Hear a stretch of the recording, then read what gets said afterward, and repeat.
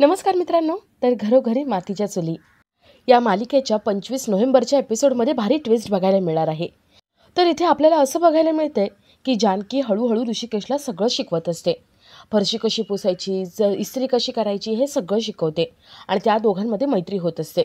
त्या दोघांमध्ये मैत्री होत असताना मकरंद पाहतो. मकरंद ठरवतो की जानकी जर माझी नाही तर कोणाचीच नाही होणार. मकरंदने जानकीसाठी जी फुलं आणलेली असतात ती फुलं तो तोडून फेकून देतो आणि रागाने तिथून निघतो. तर हे सगळं कसं होतं ते पाहू. तर ऋषिकेशने रात्रीच नळ चालू केल्यामुळे सकाळी पाणी येतं आणि ते पाणी घरभर होऊन जातं. ऋषिकेशला काही जाग येत नाही आणि जेव्हा जाग येते तेव्हा घरभर पाणी झालेलं असतं. ऋषिकेशचं सगळं पाणी फडक्याने पुसत असतो. जानकी ऋषिकेशची मदत करायला येते. ती 2 मॉप घेऊन आलेली असते. जानकी ऋषिकेशला फरशी कशी पुसायची हे दाखवते आणि दोघंही फरशी पुसतात. ऋषिकेशचं सगळं आवरून झाल्यावर तो बाहेर येतो आणि ऋषिकेशकडे काकू प्रियाला घेऊन येतात. काकूंनी चहा बनवलेला असतो. ऋषिकेशला त्या चहा देतात. चहा कमी आणि बघण्याचा कार्यक्रम जास्त त्या करत असतात. ऋषिकेशला हे कळतं की काकूंना प्रिया आणि माझं लग्न ठरवायचं आहे, म्हणून काकूंची ही धडपड चालू आहे. काकू विचारतात, तुझं लग्न झालं आहे का? ऋषिकेश म्हणतो, नाही, माझं लग्न नाही झाले, पण मला एवढ्यात करायचं सुद्धा नाही आहे. प्रिया आपल्या आईला ओढत घरी घेऊन जाते. तर इथे मकरंद ऑफिसला आलेला असतो. त्याने रिक्षावाल्यासोबत जे केलं आणि त्यामुळे जानकी घाबरली आहे आणि जानकीच्या मनात आपल्याबद्दल भीती बसायला नको असं मकरंदला वाटतं. मकरंद जानकीशी बोलायचं ठरवतो. जानकी फाईल घेऊन तिथे येते. ती मकरंदशी कामाबद्दल बोलत असते आणि मकरंद जानकीची माफी मागतो. जानकी म्हणते, मकरंद, तू असं विचित्र रिॲक्ट का झाला होतास? वेगळाच दिसत होतास तू. म्हणजे कॉलेजमध्ये जसा माझा मित्र होतास तू तसं काही नव्हतं. तुला कुठलं टेन्शन आहे का? स्ट्रेस आहे का कामाचं? हे बघ, काही टेन्शन वगैरे असेल ना तर कामाचं टेन्शन सगळं सोडून दे. सगळं व्यवस्थित चालू आहे. तू योगा कर, प्राणायाम कर, सगळं व्यवस्थित होईल. मकरंद जानकीला बसवतो आणि तो जानकीला म्हणतो, जानकी, मी तुझ्यावर चिडलो नव्हतो. मी रिक्षावाल्यावरती चिडलो होतो आणि मी असं नेहमी नाही वागत. तुझ्यावरती तर मी कधीच चिडणार नाही. जानकी म्हणते, मकरंद, अरे मला माझा जुना मित्र हवा आहे. कॉलेजमध्ये होतास ना तसा. मकरंद म्हणतो, हो, यापुढे मी तुला तसाच दिसेन. मकरंदला जरा चांगलं वाटतं आणि जानकी कामाबद्दल विषय काढते. ती कामाबद्दल विषय काढते आणि ऋषिकेशचं नाव घेते. ऋषिकेशचं नाव ऐकताच मकरंद पुन्हा तसाच वागू लागतो. मकरंद जानकीला सांगतो, जानकी, तुला सांगितलं आहे ना, त्याचं नावसुद्धा काढू नको. तो फ्रॉड आहे, चांगला माणूस नाही आहे तो. जानकी मकरंदला म्हणते, नाही मकरंद, तुझा काहीतरी गैरसमज झाला आहे. मला माझ्या काकांनी सांगितलं आहे, तो खूप चांगला माणूस आहे. त्याचे वडील तो खूप चांगले आहेत. लोकांबद्दल त्यांना खूप आदर आहे. सगळ्यांसाठी सगळं काही करतात ते. त्यांच्याबद्दल पॉझिटिव्ह विचार केला पाहिजे. तो वाईट नाही. मकरंद अजूनच चिडतो. मकरंद म्हणतो, जानकी, तुला कळत नाही का? तो देव माणूस नाही आहे. त्याच्या नादी लागू नको. त्याला चाळीतून हकलून लाव. जानकी पुन्हा पुन्हा ऋषिकेशचं कौतुक करते. जानकी जेवढं कौतुक करते तेवढा मकरंद चिडत असतो. मकरंद जानकीवरती खेकसतो आणि मकरंदच्या या स्वभावामुळे जानकीला मकरंदची भीती वाटू लागते. मकरंद अचानक विचित्र वागायला लागतो. तो वेडाबिडा झाला का काय असं तिला वाटत असतं.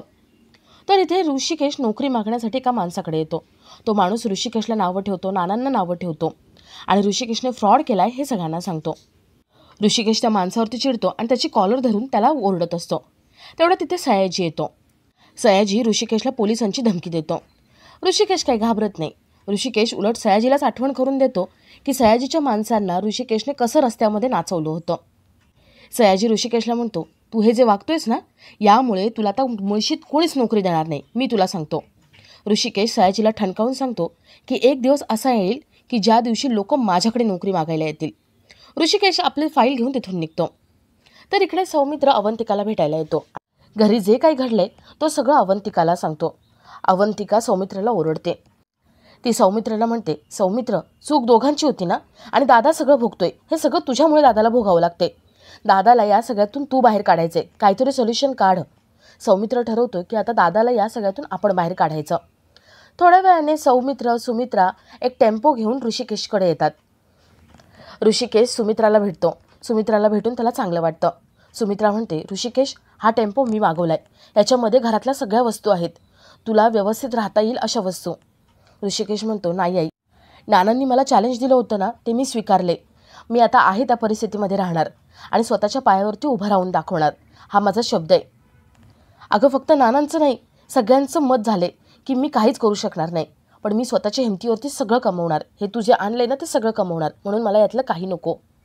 ऋषिकेश आपल्या आईशी बोलत असताना तिथेच जानकी येते ऋषिकेशच्या घरी काय झालं असेल याचा अंदाज तिला आलेला असतो आणि त्यामुळे ऋषिकेश तिला वाटतोय तसा नाहीये, तो खूप चांगला आहे हे तिला कळतं. तर ऋषिकेश सौमित्र यांना आतमध्ये घेऊन जातो. इथे जानकी आपल्या घरामध्ये आलेली असते. ती काकांना ऋषिकेशचं कौतुक सांगत असते. तिच्या प्रत्येक बोलण्यामध्ये फक्त ऋषिकेशचं नाव असतं. तर इथे ऋषिकेश सौमित्र आणि सुमित्रा यांच्याशी बोलत असतो. सौमित्र ऋषिकेशची माफी मागतो. जे काही झाले त्याच्यामध्ये सौमित्राचा पण तेवढाच हात होता, पण आता हे सगळं भोगावं लागते ते ऋषिकेशला, म्हणून त्याची माफी मागतो. ऋषिकेश सौमित्राला म्हणतो, सौमित्र अजिबात काळजी करू नको. नानांचा विश्वास मी पुन्हा मिळवणार आणि मी स्वतःच्या पायावरती उभा राहणार. तुम्ही फक्त स्वतःच्या शिक्षणाकडे लक्ष द्या आणि सारंगला सांग शेती कर म्हणून. बाकी मी आहेच, मी सगळं करेन. सुमित्रा तिथून निघतात आणि आपला आजचा हा भाग इथेच संपतो. तर 25 नोव्हेंबरच्या एपिसोडमध्ये ऋषिकेश शर्टला इस्त्री करत असतो. इस्त्री काही तापली नाही म्हणून तो शर्टवर इस्त्री तशीच ठेवतो आणि 2 मिनिटासाठी बाहेर येतो. जानकी त्याच्या घरासमोरून जात असते. तिला शर्ट जळताना दिसतो. जानकी धावत येते आणि तो शर्ट बघते. तेवढ्यात तिथे ऋषिकेश येतो. ऋषिकेश म्हणतो, शर्ट जळाला? मला साधी इस्त्रीसुद्धा करता येत नाही. जानकी म्हणते, ए उडान टप्पू, आता तुला इस्त्री करायला मी शिकवणार. जानकी ऋषिकेशचा हात धरते आणि त्याला इस्त्री कशी करायची हे हात धरून शिकवते. जानकी ऋषिकेश हातामध्ये हात घेऊन इस्त्री करत असताना मकरंद बघतो. मकरंद म्हणतो, जानकी मी तुला दुसऱ्या कुणासोबतच बघू शकणार नाही, कधीच नाही. मकरंदने जानकीसाठी गुलाबाची फुलं आणलेली असतात. तो फुलं सगळी चुरगळून फेकून देतो आणि रागाने तिथून निघतो.